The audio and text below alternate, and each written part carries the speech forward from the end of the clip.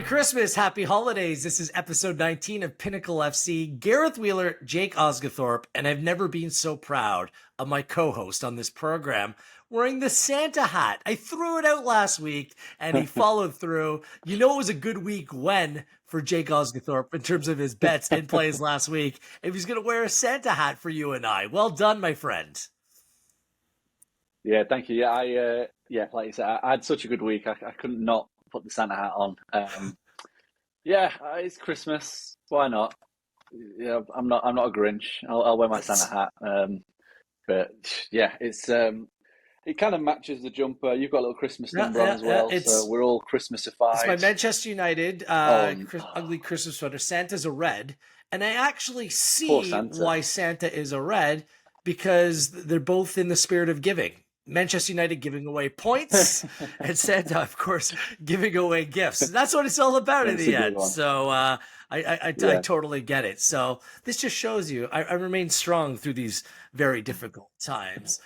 Jay, clean sweep in the Premier League last weekend. Well done, my friend, including hitting an ACCA on the weekend as well. You and I were on the same 5 games. I went 5 of 7, and there's a lot of plus money plays, outright plays, team total plays at cash last week. Well done. What's your big takeaway from last weekend? The big takeaway was that, especially heading into the weekend, there was a huge overreaction to certain results. Man United were too short against Bournemouth after beating Manchester City, who are an average football team. Aston Villa were too big against Man City, who are an average football team. And the other one for me was Brentford and Nottingham Forest, because it just seemed like the bookmakers had just got, Brentford beat Newcastle. That means that they're pretty good. And they shortened them way, way too much, not taking into account that Forest are a very good away team, just a good team in full stop. So those were the 3 big prices that we hit. I had them on the handicaps and straight up as well. I think Forest were plus 220, Villa plus 232, Bournemouth plus 320.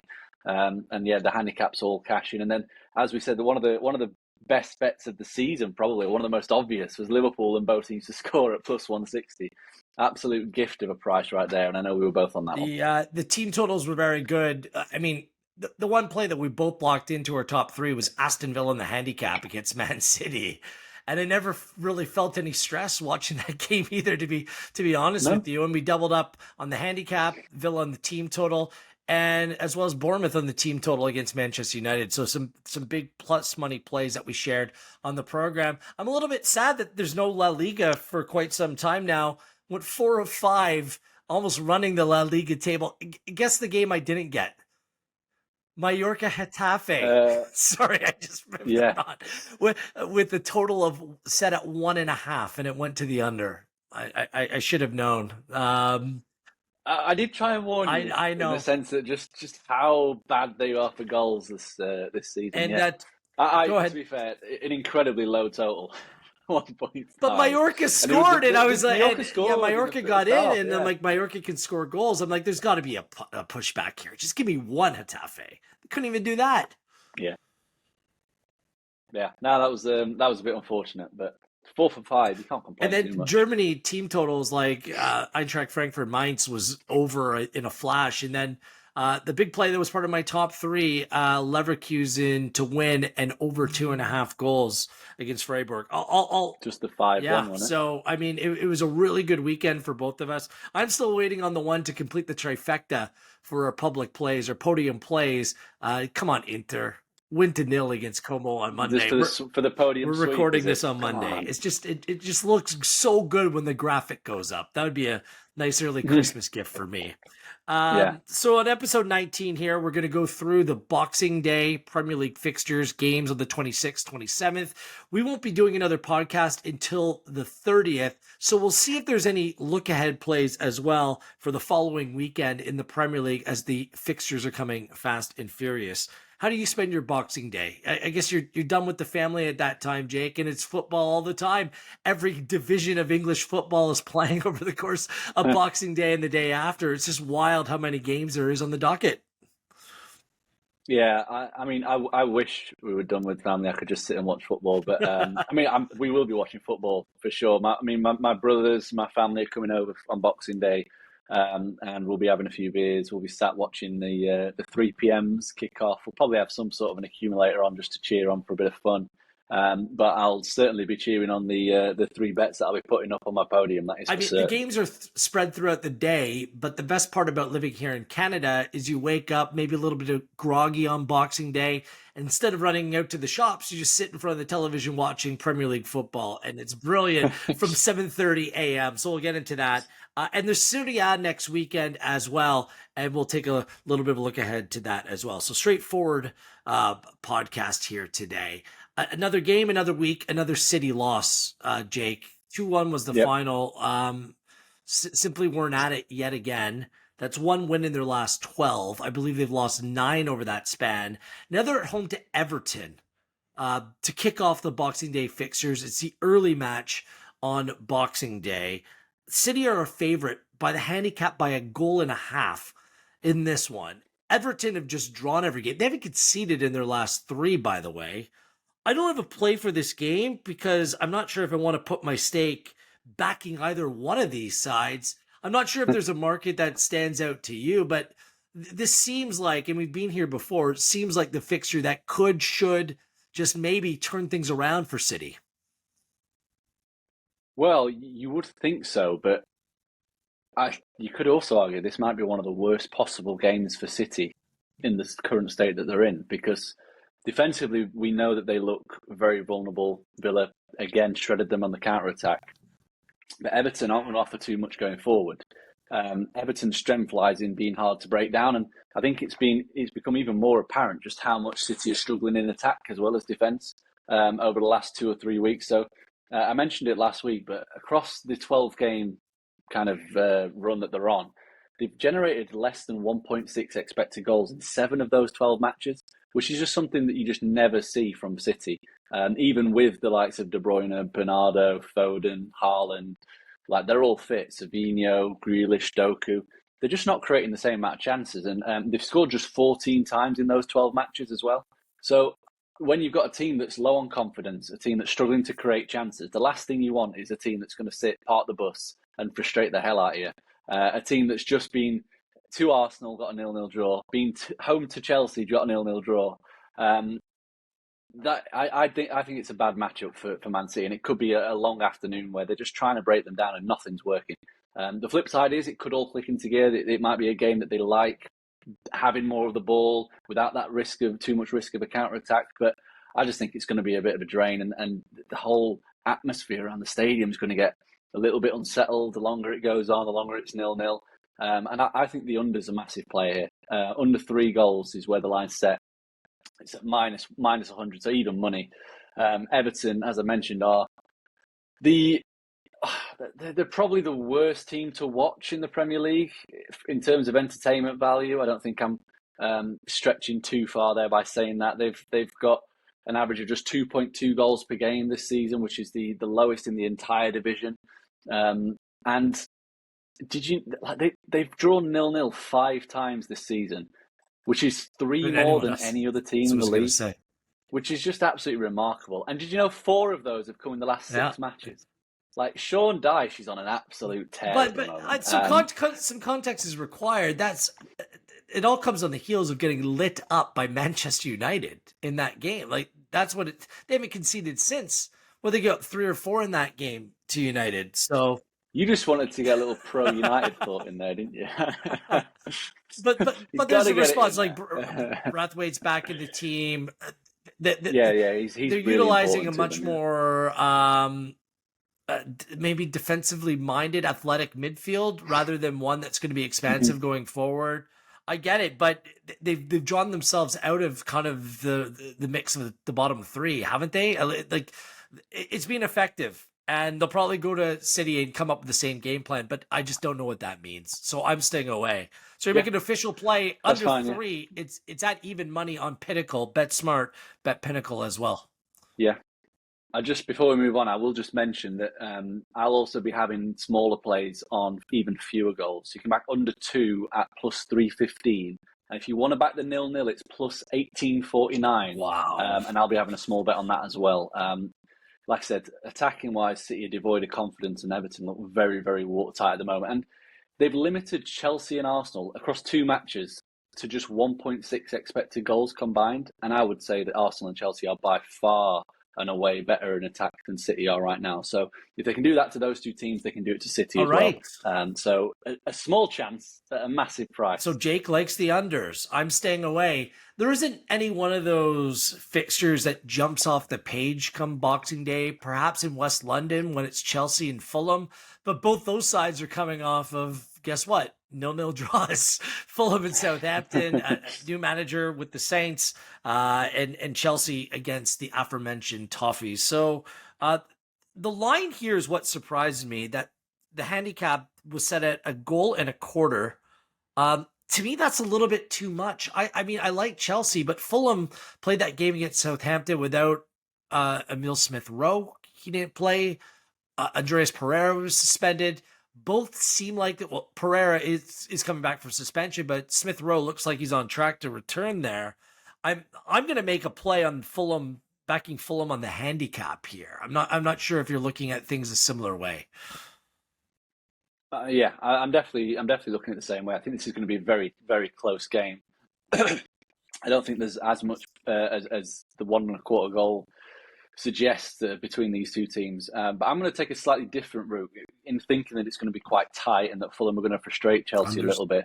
Having dug into the card data for this derby, I think it's technically a derby. And over 4.5 bookings at -120 is going to be a play that I'm making. Last 6 meetings have averaged 5.5 cards per game, and 5 of those have seen this bet land. Good referee appointment. Sam Barrett is averaging 5.2 cards per game. He's covered 4.5 cards in 7 of his 11 league outings this season.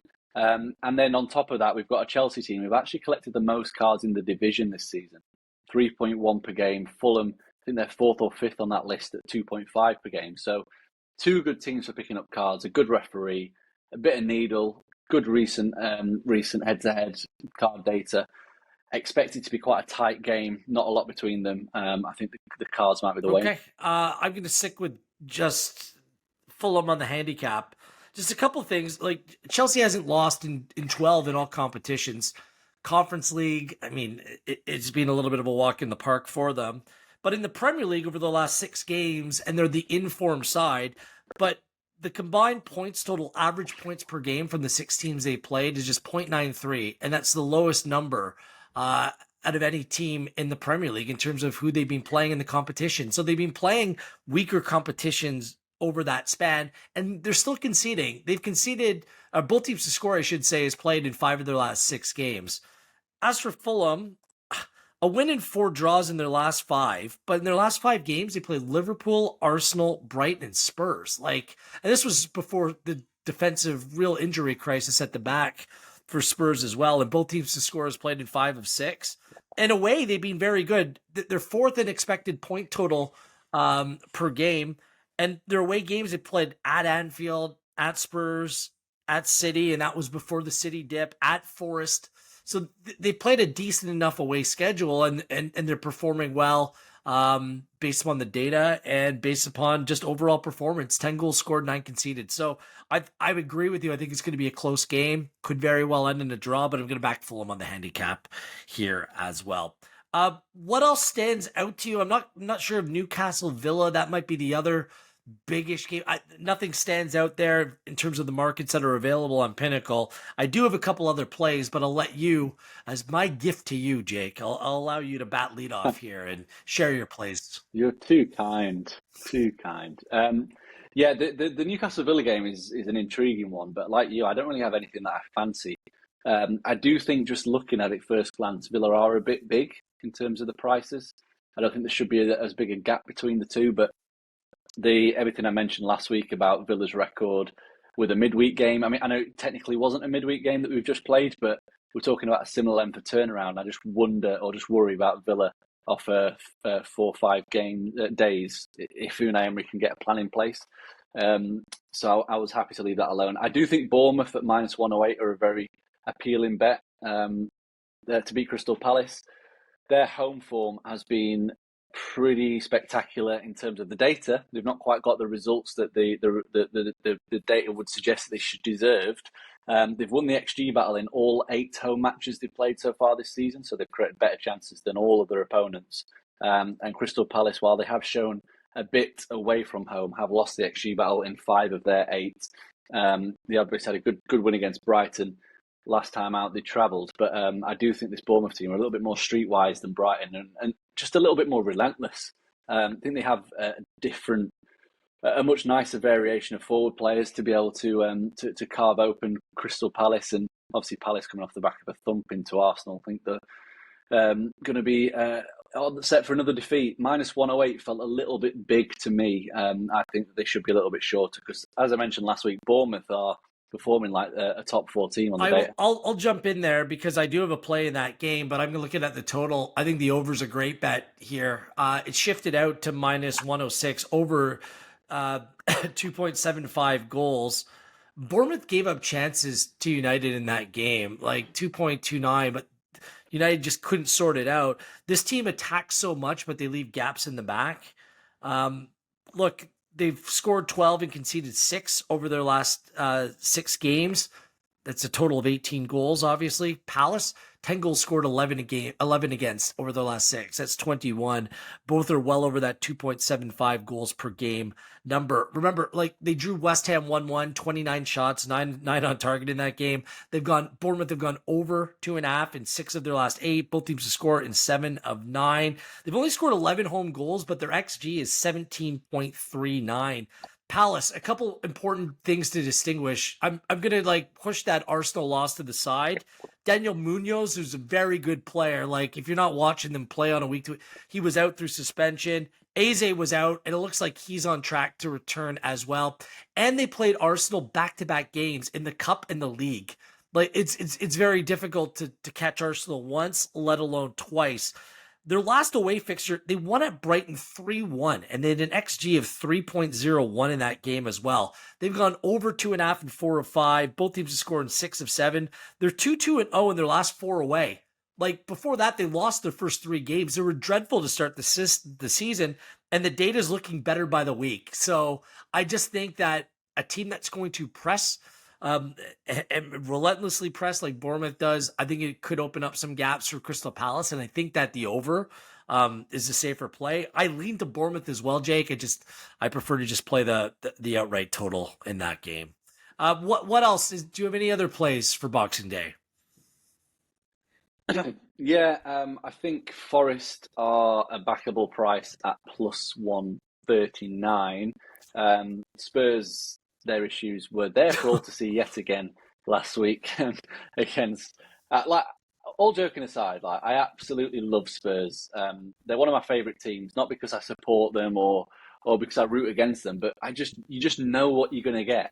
Like, Ange Postecoglou is so stubborn that you know exactly what you're going to get from Spurs every single week, and that makes Archie Gray and Dragushin are playing center back. I mean, Bentancur's coming back in the team. I know, but defensively, Jake. I mean, Gareth, me and you could play centre back, and he'd still play the same style of play.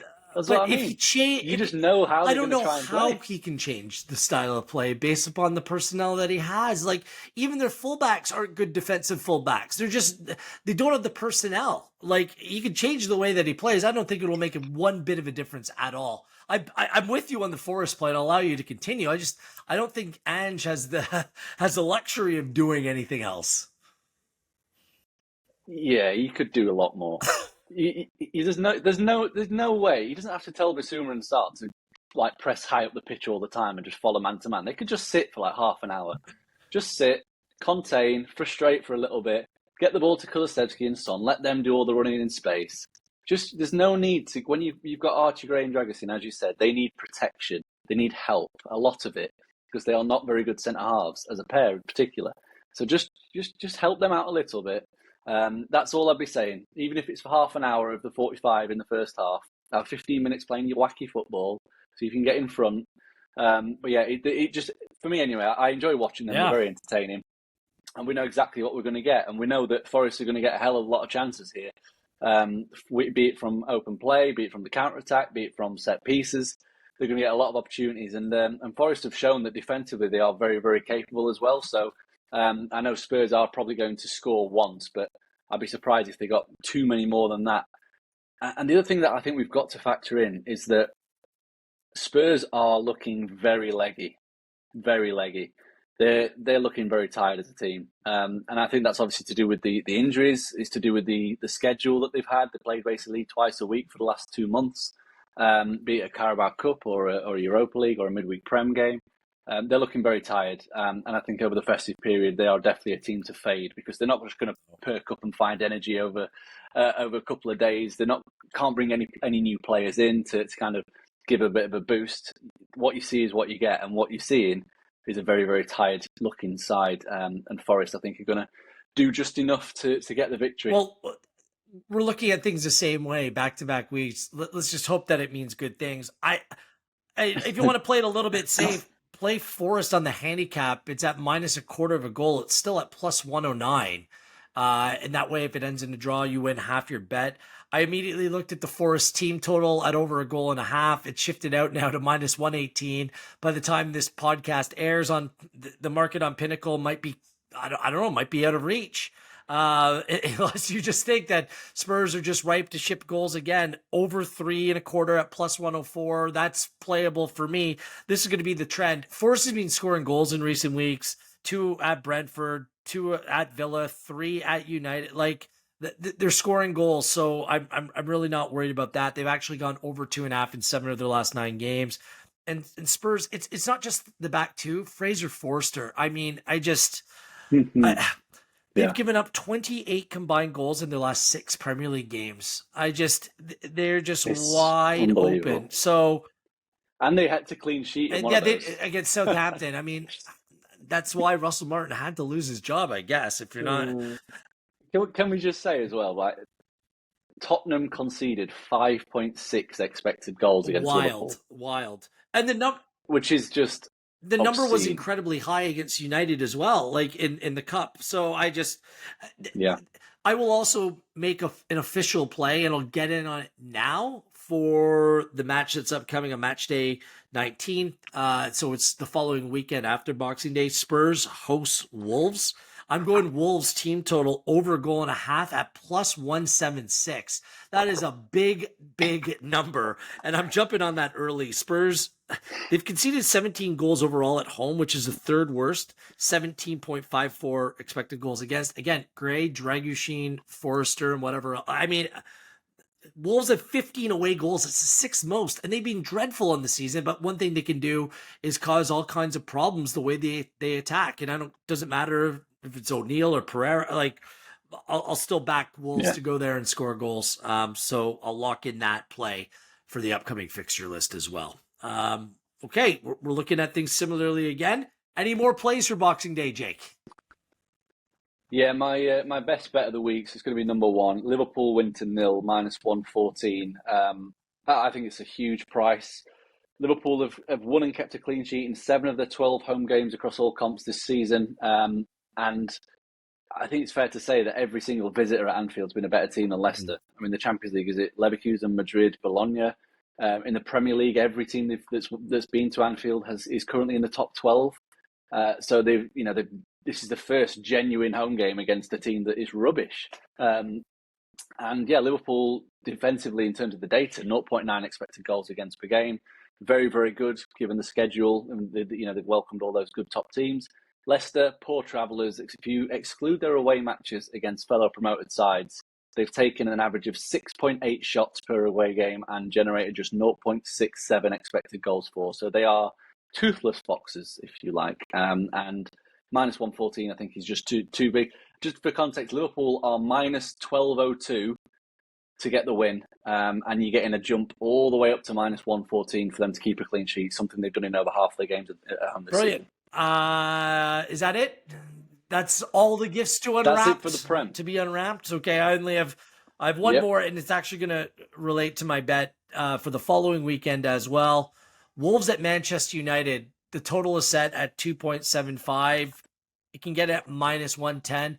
I play this up to the total of 3 in this game because Wolves, 3-0 win at Leicester City. Well done. They've gone over 6, over 2.5 goals in 6 of 6. They've conceded at home 2 to Ipswich Town, 2 to Bournemouth, 2 to Palace, 2 to City. They've conceded 20 at home, which is the second most. 8 Nori's back in the team, I should say that, and Mario Lamina as well. United, they're creating chances in recent games. Like, the decision making is absolutely abysmal. And no one loves to concede a cheap goal, especially from a free kick, more than Manchester United. They're an overside, over in 5 of 5. Both teams to score in 4 of 5. So just 8 away goals, but 13.31 expected goals. Guess what? 8 conceded away. The XG is 14.28. And it was 3-4 in this fixture last season. I think this game has goals in it. This is the way that United plays now under Emery. I know it looks a little bit more controlled, but there's chances both ways. And Wolves, the same thing goes. So I think at minus 110, I think there's some value there for a number that's below 3.5. I'm actually surprised it's as low as it is.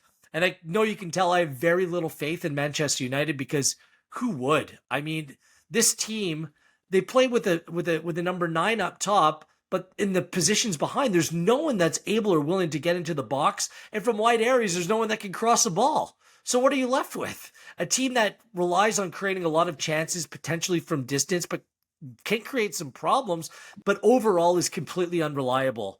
They're playing against Newcastle at home. Newcastle in the handicap plus a quarter of a goal at minus 111. Give me that all day. Thank you very much. I'd even play a Newcastle draw no bet in this game because they've had recent success against Manchester United as well. And quite frankly, look to be a better team with better players. So I'll add that to my list of plays as well. I know you have a play from the league championship come Boxing Day. Where are you looking, Jake? Yeah, I won't say it's a big game, but it's a top of the table clash between Sheffield United and Burnley, and it just stinks of a low goal game. Anybody who's watched either of these teams will know that they are pretty much cut from the same cloth in the sense that their main idea, I guess, is to keep a clean sheet and then go from there. And that's resulted in Sheffield United conceding just 11 times in 22 games and Burnley just 9 times in 22 games. We're not going to see many fireworks. The goal line is understandably low. It's at 2.25, but I still think there's value in that price of minus 128. I think the goal line should probably be set at a flat 2. For context, Sheffield United have gone under 2.5 goals in 17 of 22 league games this season. They're averaging 2 goals a game. Burnley have gone under in the same total, 17 of 22. They're averaging 1.7 goals per game. And Burnley have actually seen 1 goal or fewer in half of their league matches this season. And then just for the icing on the cake, matches against top-tier championship teams, Sheffield United have a 1-0 against Sunderland, 2-0 against Leeds, 1-0 against Borough. Burnley, 1-1 with Borough, 1-0 against Leeds, 1-0 against Sunderland. They're the teams that I view as kind of the top sides that they've played so far this season. So yeah, I'm not expecting fireworks at all. Under 2.25 is half a bet on under 2, half a bet on 2.5. So if there are exactly 2 goals, we get half a win. Any fewer than that, we get a full win. And the only way we lose money is if there's 3 or more goals, which I would be very surprised. All right, let's roll through the Serie A very quickly. Lazio Atalanta, 4th place Lazio hosting top of the table Atalanta. I just went, as it goes when on this podcast, we look at Atalanta. Why is the goal line 2.5? This is what I'm trying to figure out. Like, both these teams score goals, 3-2 Lazio and 3-1 for Atalanta last year in this game. And I'm playing the over, and it's at a decent number. Is it still at minus 102? That's what I have down here. So I'm playing that for sure. That's making my top 3. Yep. I'm not sure if it'll make my top 3, but I absolutely co-sign this. The only doubt is Atalanta's leading scorer, Retegui, came off injured at the weekend. It didn't matter too much. They still scored 3 against Empoli, but Retegui could be he hasn't been a regular, like, he's been in and out of the starting 11. Like, they haven't been, like, leaning on him to... He's the top scorer in Serie. I know, but he's not starting. Let's not do him too much of a disservice. I'm just trying to say, he's not starting every game. He didn't start against Real Madrid in the Champions League. He doesn't start every game in Serie A as well, because they can rotate. They have other top players that can come in. Like, Lookman is turned into a top player. De Ketelaere, like, they can beat you in different ways, and... The process I don't think it matters, and the goal line, man, 2.5 is a bit Yeah, that's just a bit daft, really. And even Lazio have covered. They're absolutely flying in terms of goals. Overall this season, they're the best team in the league for goals in terms of over 2.5. 14 of 17 this season. Atalanta at 12 of 17. So yeah, two good teams for goals. Absolutely on board. Lazio over in 5 of their last 6, 17 goals, 12 conceded at home in just 8 games. And Atalanta 17 away goals, 20.23 expected goals. One other play for me in Serie A, it's one of my losing plays on this podcast. It's got to come good. I've been betting on Napoli to win to nil away from home, and it's been coming at a good number, and they've just been conceding that one goal. Like, this team doesn't concede many goals. They've only conceded 4 of their last 6. It's just when I bet on them to win to nil. Win to nil over Venezia at home as at plus 103. This has to be the time. Like, they're not giving up like much in terms of expected goals against either. And their opponent, the 4th lowest expected goals away from home as well. So I'll still go Napoli to win to nil. I'm going to be bullish. They're going to do it before the year runs out. And this has to be the game that they go on and do it. So anything else for you? I've a lean to the over in Bologna, Verona. Over 2.5 again at a plus number. That seems a little bit low to me. I probably will end up making a play there, but nothing official. Another big game, AC Milan and Roma, but Milan has all these like little bit of injury, like Pulisic's out, Leao went out through injury, Morata, like it's just a game I can't touch. I'd love to bet on this game. I just can't go there right now. If you don't have anything else, I just want to mention Sporting Lisbon plays Benfica next weekend. Benfica plays this Monday, the day that we're recording this, so there's no line out, but I'm all in favor of fading Sporting while you still can. Back-to-back wins, Boa Vista and Santa Clara led to a goalless draw at Gil Vicente in their last time out. Just without Amorim, they just look a little bit of a team that's in between places here, and Benfica keep things tight, they keep things close. Only 8 goals conceded and no losses in 8 in all competitions. It's a 1-0 loss to Bayern Munich. I think a little bit of an edge, whether it's on the handicap or to the unders, supporting some sort of Benfica play here is the way that I would play it. Anything else, Jake? Yeah, I like that. And you called the game against Santa Clara a win. I mean, technically they drew. So even worse for Sporting Lisbon. It's all gone to pot, really. And I know it's something we faded them, didn't we, for quite some time, really. They had that big win against a 3rd division team in the cup, and since then, they've got 1 win in 7 across all competitions, which is absolutely remarkable for a team that had won every single game in the league prior to that point and were unbeaten in the Champions League. So. Shows you how important a good manager is, right? Exactly. At least that's what you're hoping for as a Man United fan. Fingers crossed. Someday in the future. Let's go to the year 2025. All right. What do you have for your top 3? Number 1 is Liverpool win to nil, minus 114. Number 2 is the under 3 goal total at City v Everton, even money. And number 3 is under 2.25 goals in the championship game between Sheffield United and Burnley at minus 128. Brilliant. Number 1, Nottingham Forest on the handicap at plus 109, minus 0.25 against Spurs. Give me the Lazio Atalanta over 2.5 at minus 102. And at number 3, Bournemouth Palace over at 2.75 at minus 106. We'll get an update on where things stand in terms of our official plays on our next podcast. We'll be back one more podcast before 2024 runs out. We'll be back next Monday as well. Merry Christmas, Jake. All the best to you and yours throughout the Christmas period, and enjoy the Boxing Day fixtures away from your loved ones. Yeah, likewise. Enjoy. Have a good Christmas.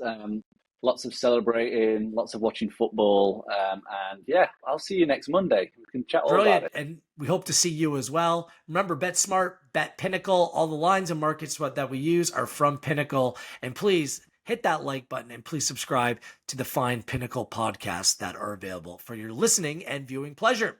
On behalf of Jake, I'm Wheels. Merry Christmas. And this has been episode 19 of Pinnacle FC.